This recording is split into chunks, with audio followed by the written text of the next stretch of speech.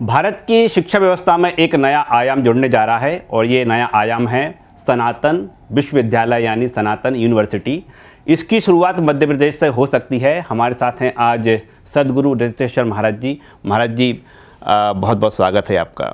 आपकी एक कल्पना है और कह सकते हैं कि ये भारत और पूरे सनातन के लिए एक बड़ी सौगात रहेगी, सनातन यूनिवर्सिटी। मध्य प्रदेश में उसकी आधारशिला रखी हो सकती है। शिक्षा से ही किसी राष्ट्र का परिवर्तन हो सकता है, उन्नति हो सकती है। जब कभी आध्यात्मिक क्षेत्र की बात आती है तो लोग ये कहते हैं कि धर्म केवल कर्मकांड में और चीज़ों में लोगों को उलझाता है, पर देश की जो बेसिक नीड्स है वो है शिक्षा। तो उस शिक्षा को लेकर के ही हम अपने प्राचीन जो धर्म ग्रंथ हैं, हमारी जो प्राचीन विद्या, लुप्त विद्या रह गई, उसको लेकर और आधुनिक साइंस एंड टेक्नोलॉजी को सम्मिश्रित करके एक सुंदर सिलेबस का निर्माण हम कर रहे हैं और करने में हम समर्थ हो गए हैं। जिसके बाद भारत के जो बच्चे वहाँ पढ़ेंगे तो वो बच्चे विश्व के किसी भी देश में सर उठा करके, अर्थात ज्ञान के मामले में वो उच्च होंगे और संस्कार और आध्यात्म के मामले में भी वो उच्च होंगे। तो ये जो फ्यूजन विद्या पद्धति है, ये हमारी एक सोच रही है, एक विचार रही है। मैंने इस पर वर्षों और दशकों काम किया है। कोई भी चीज़ आने में समय लगते हैं। बीज को तैयार करके मिट्टी में डालना, फिर उसका अंकुरण होना, कई बार लोगों को लगता है ये कब होगा, पर मुझे लगता है वो समय अब आ चुका है। मध्य प्रदेश के जो भारत का हृदय है, हार्ट है, हमारे कभी उच्च शिक्षा मंत्री रहा करते थे डॉक्टर मोहन यादव जी, और अभी मुख्यमंत्री हैं, हमारे स्नेही और प्रिय हैं। कल हमारी मुलाकात हुई है और बड़ी भाव से हमारी कुछ बेसिक चर्चा इस पर हुई है। और मुझे लगता है कि शिक्षा के लिए और शिक्षा के क्षेत्र में जितनी भावना मेरे भीतर है, उतनी ही डॉक्टर साहब के भीतर भी है, मोहन यादव जी के भीतर, क्योंकि उन्होंने बहुत काम किए हैं शिक्षा मंत्री रहते हुए भी। कैसे सनातन संस्कृति को उसमें सम्मिलित किया जाए, प्राचीन विद्याओं को लाया जाए, और ये एक बहुत बड़ा कॉन्सेप्ट है जिस पर मैं कम से कम 1 दशक से काम कर रहा हूँ। ये सिलेबस बनाने में भी कितना समय लगा होगा। तो मध्य प्रदेश में मुझे ऐसा प्रतीत होता है कि ईश्वरीय इच्छा हुई, क्योंकि बाकी तो सब मुझे तय ही लगता है। तो मध्य प्रदेश में शीघ्र ही हम सनातन विश्वविद्यालय के शिलान्यास की घोषणा, और सारा देश और दुनिया इसको देखेगा। ये मंगल समय जब कोई साधु संत शिक्षा के क्षेत्र में, साइंस एंड टेक्नोलॉजी के क्षेत्र में, और अपनी सनातन संस्कृति और राष्ट्रवाद की शिक्षा को लेकर के आगे बढ़ रहे हैं, और ऐसे यशस्वी मुख्यमंत्री हमारे देश के प्रधानमंत्री आदरणीय श्री नरेंद्र मोदी जी, उनका भी भाव इस दिशा में है। तो मुझे लगता है यह जल्द ही अब सपना साकार होगा। गुरुजी, मध्य प्रदेश की बात करें तो सांदीपनि आश्रम उज्जैन में है, जहाँ पर तो स्वयं श्री कृष्ण जी ने आकर यहाँ पर अध्ययन किया था, शिक्षा ग्रहण की थी। तो मध्य प्रदेश में कौन सा स्थान मानते हैं कि जहाँ पर सनातन यूनिवर्सिटी, उसकी आधारशिला रखी जा सकती है? देखिए, एक प्राथमिक स्तर पर चर्चा हुई है। मुझे लगता है कि थोड़े दिन और लगेंगे, कुछ ही दिन लगेंगे, और एक हम बेहतर जगह, जहाँ प्रकृति की दृष्टि से, ऐतिहासिक दृष्टि से, संस्कृति की दृष्टि से जो सबसे उपयुक्त स्थान होगा, उसका चयन हम कर लेंगे और हम इसकी घोषणा करेंगे। हाँ, ये बात सत्य है कि हमारे मथुरा से भी भगवान श्री कृष्ण उज्जैन में ही आए शिक्षा के लिए।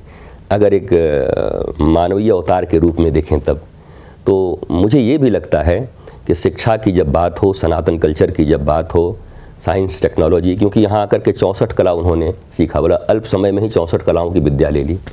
और हमारे गुरुकुलम में ऐसे ही समस्त कलाओं को पहले पढ़ाया जाता था। तो भगवान श्री कृष्ण भी स्वयं मध्य प्रदेश में आकर के एक लीला के रूप में सब कुछ सीख के गए, और हम भी वृंदावन से आकर और इसी मध्य प्रदेश में, और बड़ी एक अद्भुत भावना है कि यदुवंश कुल के ही डॉक्टर मोहन यादव जी भी श्री कृष्ण का ही वंशज मानता हूँ मैं उनको, और हम शिक्षा के क्षेत्र में एक बड़ा काम करेंगे।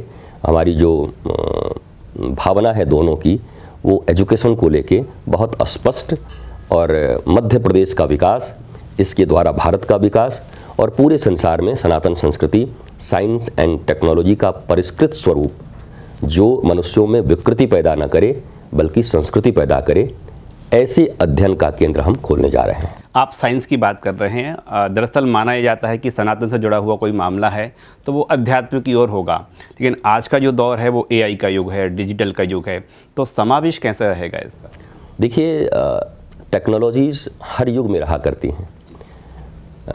अगर हम राम रावण के युद्ध को देख लेते हैं तो वहाँ टेक्नोलॉजी का विस्तार आप देख लीजिए, महाभारत में देखते हैं तो टेक्नोलॉजी का विस्तार देख लीजिए।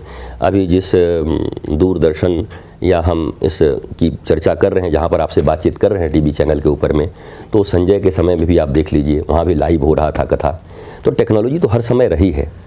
तो टेक्नोलॉजी और आध्यात्म अलग अलग नहीं है। आध्यात्म का अर्थ है शरीर से ऊपर उठकर मन की विद्या को, चित्त की विद्या को, अपने समस्त विद्या को जानना। जो एक्सटर्नल टेक्नोलॉजी है और इंटरनल टेक्नोलॉजी है, दोनों का कॉम्बो सिलेबस हमने तैयार किया है। एक्सटर्नली हम 21वीं शताब्दी में हैं, हमने बहुत कुछ तैयार कर लिया है, पर मनुष्य अशांत हो रहा है। वो शांति कहाँ से आएगी? जब वो इसके इंटरनली उसके टेक्नोलॉजी का फिर से विस्तार होगा, क्योंकि वो हमने खो दिया है। हम ना मन के विषय में समझ पा रहे हैं, ना बुद्धि के विषय में समझ पा रहे हैं, ना चित्त के विषय में समझ पा रहे हैं, ना अहंकार के विषय में समझ पा रहे हैं, ना इंद्रियों से हमारा नियंत्रण रह गया है। तो ये भी तो एक टेक्नोलॉजी है, ये भी तो एक विज्ञान है, मन का विज्ञान। मनोविज्ञान तो आपका एक बुक भी है, हमारे यहाँ सिलेबस भी है। तो वैसे ही मन का विज्ञान, चित्त का विज्ञान, बुद्धि का विज्ञान, ये सारा विज्ञान, ये विज्ञान ही है और टेक्नोलॉजी ही है। दोनों टेक्नोलॉजी का जब कॉम्बो होगा तो बाहर की सुख सुविधाएं बाहरी विज्ञान पैदा करेगा और आंतरिक आनंद आंतरिक विज्ञान और टेक्नोलॉजी पैदा करेगा। तो ये सोच है, और मुझे लगता है वैज्ञानिक भी इस बात को समझते हैं। थोड़े भी जो पढ़े लिखे वेल एजुकेटेड लोग हैं वो इस बात को समझते हैं कि आंतरिक विद्या के और टेक्नोलॉजी के प्रकाश के बिना मनुष्य कभी भी शांत और आनंदित नहीं हो सकता। उसके जीवन में अभाव रहेंगे, उसके जीवन में कहीं ना कहीं एक जो डिप्रेशन का माहौल है पूरे विश्व में वो बढ़ता रहेगा। तो ये पूरे विश्व के लिए हो रहा है, विश्व की मानवता पर इसका गहरा असर पड़ेगा कि एक ऐसा विश्वविद्यालय जहां आंतरिक विद्या के साथ साथ बाह्य विद्या का भी समावेश हो रहा है। गुरुजी, एक और आखिरी सवाल मेरा, ये वैसे ही यूनिवर्सिटी होगी कि दाखिला होगा, उसमें कुछ कोर्स रहेंगे, अलग अलग सब्जेक्ट के एक्सपर्ट रहेंगे, वो अध्यापन कराएंगे और बाकायदा डिग्री भी मिलेगी, जो कि डिग्री के बाद उनको रोजगार के अवसर भी उपलब्ध हो सकेंगे? देखिए, जो वर्तमान शिक्षा पद्धति है, प्रधानमंत्री जी ने कहा है कि अगले 10 साल में मैकॉले की शिक्षा व्यवस्था से हमें मुक्त होना है। तो वो विजनरी हैं, वो विज़न मैं 20 साल से देख रहा हूँ। तो 10 साल के बाद जो यहाँ अवस्था होने वाली है और जैसे रोजगार प्राप्त होंगे तो शिक्षा के कुछ आयाम भी बदलेंगे कि उसी तरीके से वो पढ़ाई हो रही, ऐसी बात नहीं है, बल्कि हम कम समय में अधिक निपुण कैसे बन सकें, गुणवान कैसे बन सकें, और प्रेशरलेस स्टडी, हमारे ऊपर प्रेशर ना हो, क्योंकि ये श्योर है कि ये ज्ञान और हुनर लेने के बाद मैं बेरोजगार नहीं रहूँगा। तो ऐसा भी हमने पूरा सिलेबस तैयार किया है। मैं चाहता हूं कि सही समय से इसका उद्घाटन हो, और जब आएगा तो भारत के साथ साथ विश्व के लिए भी एक अनोखा होगा पढ़ाई कि एक ऐसा सिलेबस तैयार किया गया है। हमने इस पे 15 वर्ष लगाए हैं। बहुत बहुत शुक्रिया। तो ये थे सदगुरु रतेश्वर महाराज जी, जो बता रहे हैं कि सनातन यूनिवर्सिटी, सनातन विश्वविद्यालय की पूरी रूपरेखा तैयार कर ली गई है। और मध्य प्रदेश के मुख्यमंत्री डॉक्टर मोहन यादव से कल जो चर्चा हुई है, मुख्यमंत्री ने सहमति दी है कि मध्य प्रदेश में इसके लिए स्थान चयन किया जाएगा। और जैसा कि महाराज जी बता रहे हैं कि जल्द ही मध्य प्रदेश में इसकी आधारशिला भी रखी जाएगी।